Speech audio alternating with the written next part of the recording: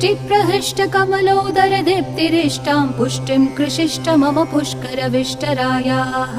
दद्यादयानुपवनो द्रविणाम्बुधाराम् अस्मिन्न किञ्चन विहङ्गशिशौ विषण्णे दुष्कर्म धर्ममपनीय चिराय दूरं नारायण प्रणयिनी नयनाम्बुवाहः गीर्देवतेति गरुडध्वज सुन्दरीति शाकम्भरीति शशिशेखर वल्लभेति सृष्टिस्थिति प्रलय कीलिषु संस्थितायै तस्यै नमस्त्रिभुवनैक गुरोस्तरुण्यै श्रुत्यै नमोऽस्तु शुभकर्म फलप्रसूत्यै रत्यै नमोऽस्तु रमणीय गुणार्णवायै शक्त्यै नमोऽस्तु शतपत्र निकेतनायै पुष्ट्यै नमोऽस्तु पुरुषोत्तम वल्लभायै नमोऽस्तु नालीक निभाननायै नमोऽस्तु दुग्धोदधि जन्मभूम्यै नमोऽस्तु सोमामृत सोदरायै नमोऽस्तु नारायण वल्लभायै नमोऽस्तु हेमाम्बुज पीठिका